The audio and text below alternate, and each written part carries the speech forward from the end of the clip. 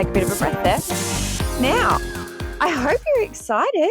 I think I'm a little bit excited, but also a little bit on the nervous side that this episode is legitimately our final episode for the year 2025. And oh my goodness, what a year it has been. That's right, Nyla. Whether you've been here since episode 1 or you're just tuning in for the first time now, I'm so incredibly grateful for you. You have helped me, yes, Nyla, you have all helped me to create this absolutely beautiful little community. And I hope that I've been able to help you in some small or even huge way, even if it was just by giving you a laugh in your day, because gosh, I've had some funny moments. So here we are. We are going to get ready to head into the holidays, wrapping up school, preparing for the whirlwind of concerts, assessments, reports, parties, random glitter explosions, and just all the emotional ends that come with finishing out a school year. And it might feel like that little bit of chaos, like the dog that is currently in my office shaking her little booty. She has a coat on at the moment and she's trying really hard to get her coat off. So I'm just trying to get her out of said office so that I can record. She's brought a ton of toys in just to celebrate the end of the year because holidays means that my baby girl and my other children, my actual human babies, we'll be home and we'll have holidays and breaks and walks and it'll just be an amazing end to the year. But this is also your golden window to take a pause and reflect and plant those seeds ready for 2026. So, in saying that, in all the hecticness that was the introduction to this episode, I really want today to talk about reflecting on the year that we've had and setting some powerful soul-aligned intentions for 2026, getting ourselves organized now so that you can actually enjoy your break. Yeah, I know, I'm telling you, you're going to have to enjoy it. We're going to celebrate all the wins, plan your holiday reset, and just letting you know what to expect for next year on the podcast. So let's do this. Now, before you can move forward in anything, you have to reflect. So again, I'm going to make you work. I want you to grab out your journal, piece of paper, or whatever, grab a cup of something delicious, and spend a moment thinking back on this year. And I want you to sit down and I really want you to reflect and ask yourself these questions. So, number 1, what am I most proud of from this year? And for me, this is this podcast. This is my passion project. I am so proud that I had the confidence this year to launch this and just really get into it. Yours might be something really small. Whatever it is, what is it that you're most proud of this year? Number 2, what challenges did I face and how did I grow from them? Really think about that because, yeah, you would have had setbacks, you would have had challenges, but how did you grow from that situation? Number 3, what surprised me about myself? What surprised you about yourself? What did you learn about yourself this year? I learned a lot about myself this year and things that I've learned about my boundaries. And I hope you've learned something about that too. So what have you learned and surprised yourself? Number 4, what relationships got stronger this year and which ones faded? Maybe it's time for you to cut some cords and let go, especially of those ones that have faded. Number 5, what made you feel alive? What lit you up?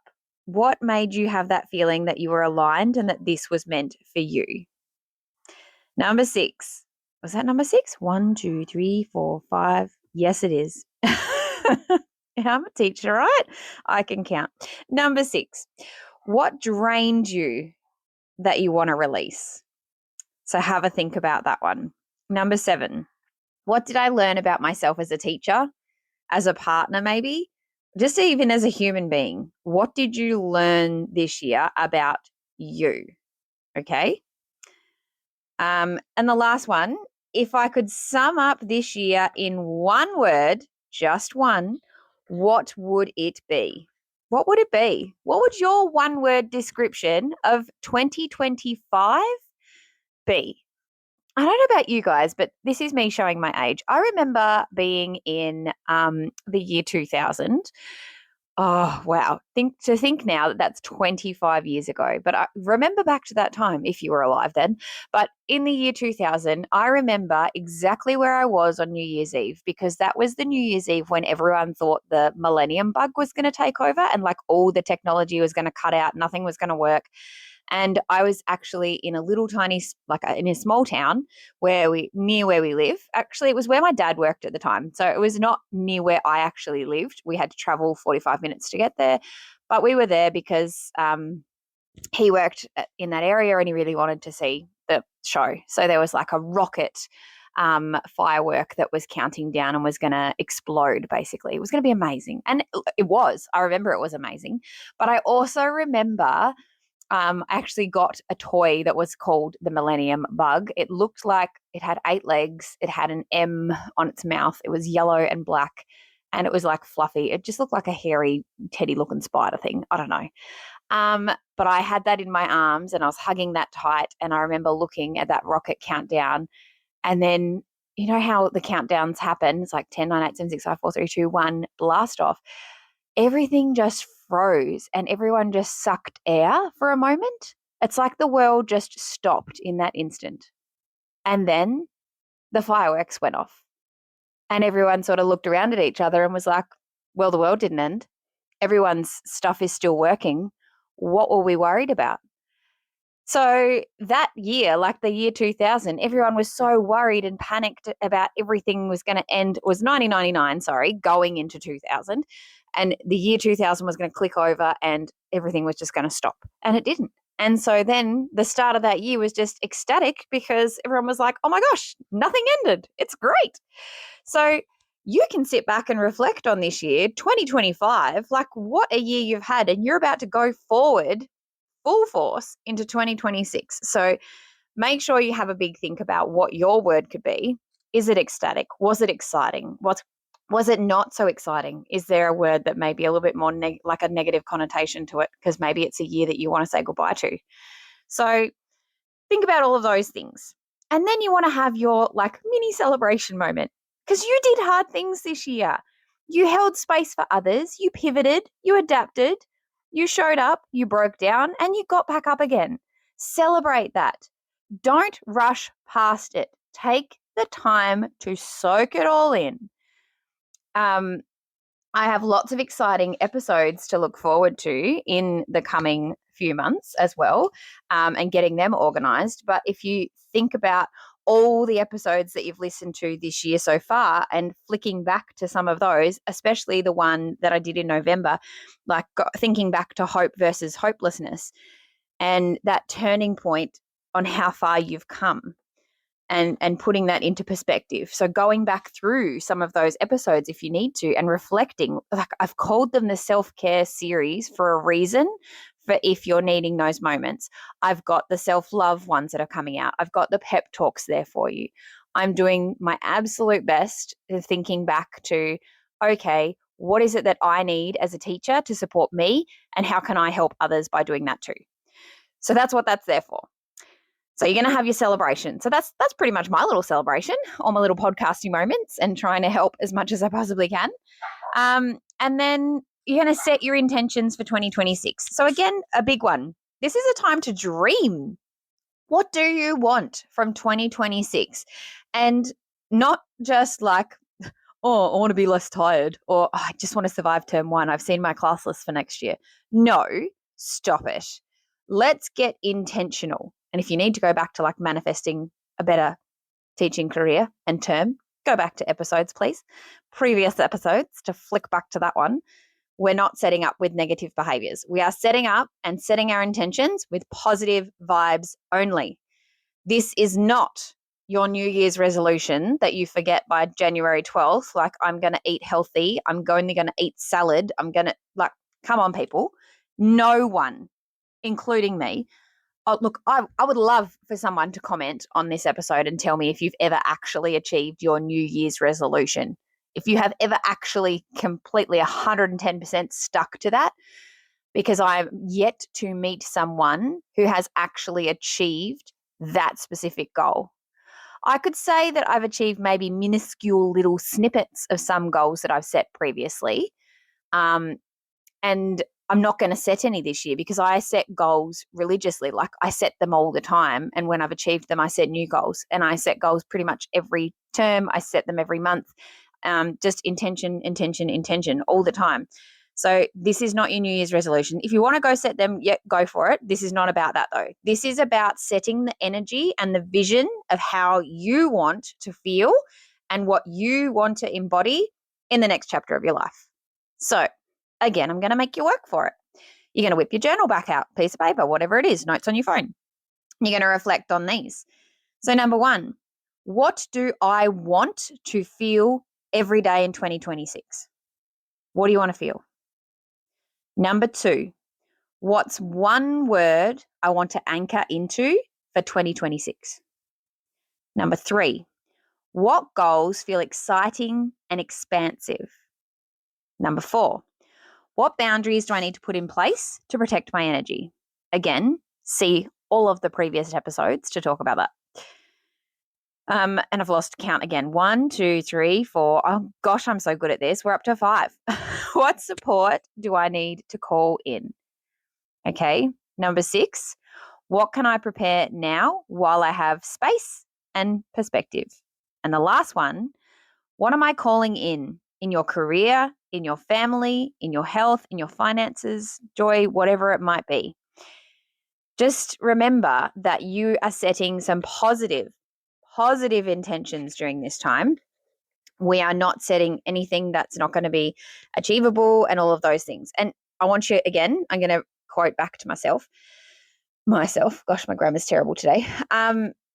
Think back to those episodes that I did in November. So not that long ago, the mini series where I talked about the 12 laws of the universe. Go back to those episodes because that will really help you to deep down dive into yourself and think what it is that you want to actually set as your goals. Ask the universe, ask your support network, ask your school team, back it with love, ask boldly, and then expect miracles. I get a little bit emotional now. Okay, I'm going to take a deep breath. Whew. I actually have expect miracles tattooed on my arm. And the long and the short of that is I can't even remember the font that the tattoo artist drew it in. It's called pirate font. It's got nothing to do with being a pirate, but it was just called pirate's font. So it looks really cool.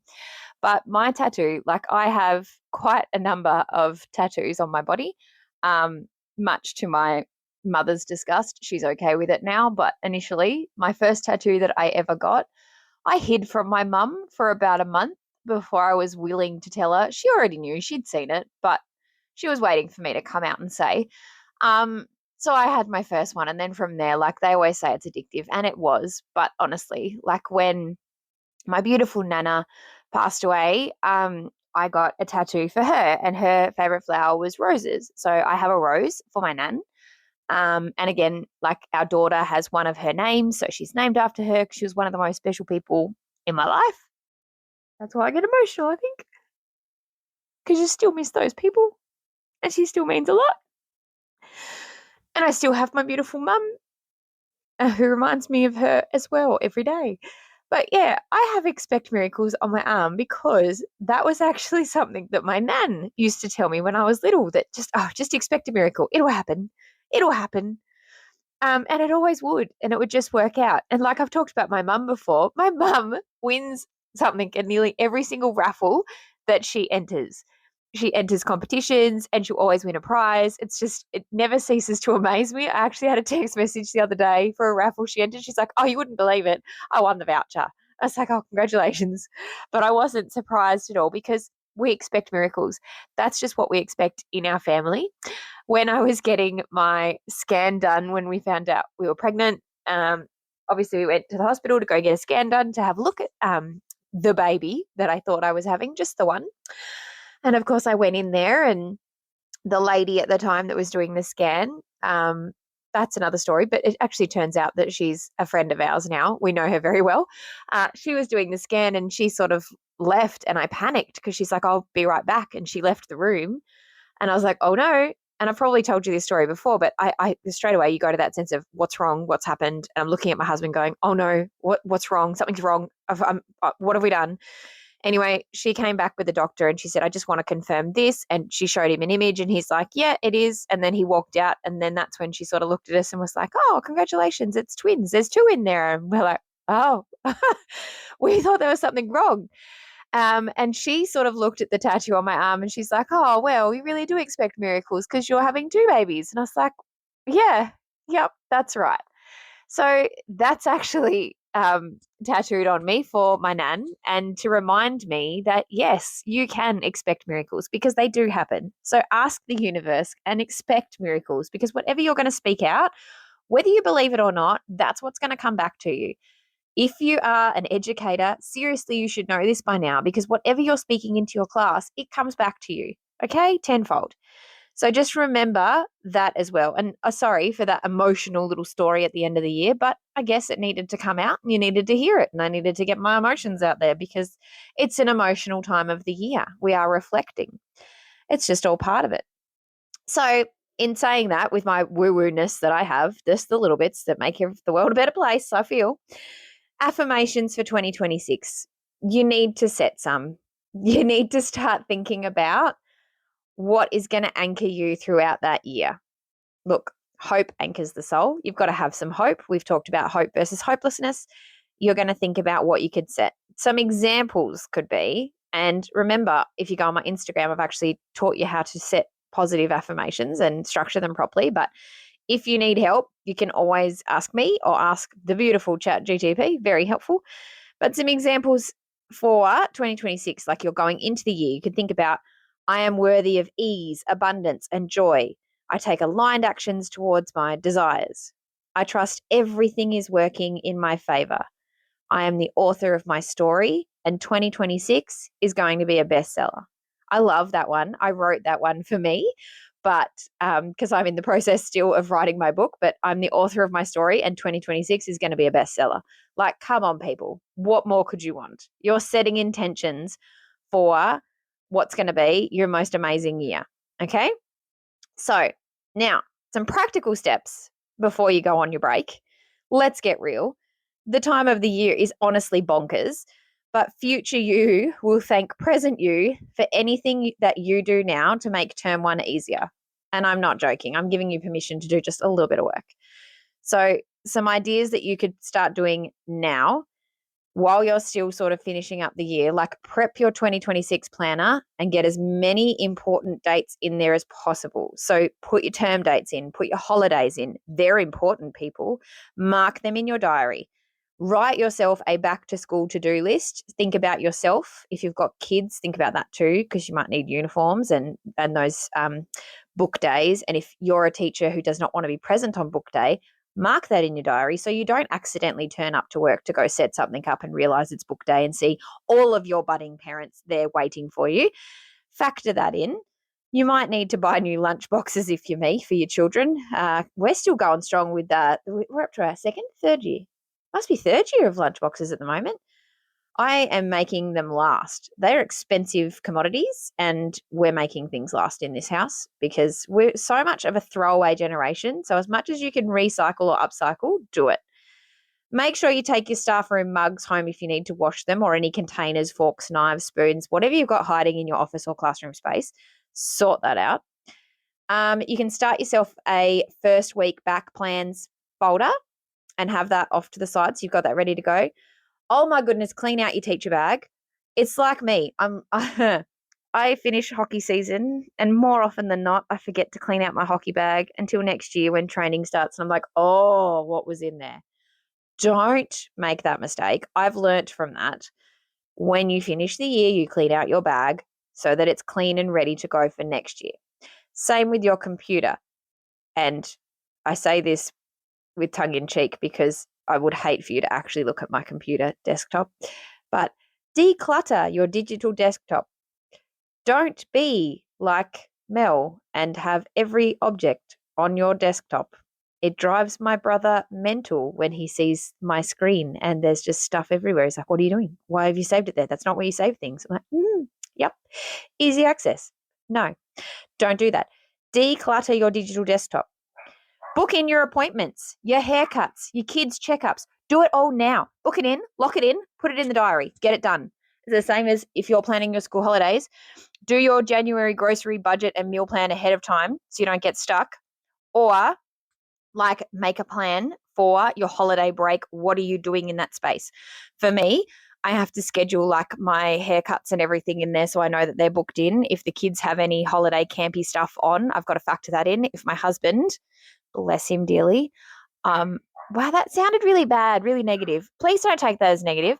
What I was going to say is when you're a teacher and you're married to a non-teaching human or a non-education human, sometimes it's really hard to have them home in holidays. I think it's more like the 2-week break holidays because I want to just relax and decompress and do nothing, and he wants to go out and do stuff. So we have to find a balance. January holidays for us, though, are more than fine because we are summer people and we both love to get out and about and do stuff. So that's fine. So we've like locked in his holidays. So then I've blanketed that time out for us as a family when he's got like dad's got time off that week. So we're going to do family stuff that week. So we plan that in. So plan your holidays however you want to. I'm not telling you to plan your holidays. You do not have to plan every single second. I just have a rough idea of what's happening. So I have like, these are when the hair appointments are going to be. This is when everyone's going to be home. This is what we're going to do, rough ideas. Yep, cool. So please remember, coming up to the end of the year, wear the Christmas earrings, rock the sparkly reindeer shirt, and join the fun. Let's create some joy, even in the end of year chaos, because life is just too short not to. Have some fun. I love it. I love the costumes. And I've talked to people about that before. In the term for preparation, when you go back to that episode, I talk a lot about preparing for this time. So please enjoy it and have fun. Now, public service announcement, I'm taking a break. You can pat me on the back now because I've set a boundary. So well done, me. But I will be taking just a wee little podcast break for the holidays. It'll be 1, maybe 2 weeks, depending on how excited I get because I'm impatient. So there will be no new episodes while I fully unplug, unwind, spend time with family, and just refill my own cup.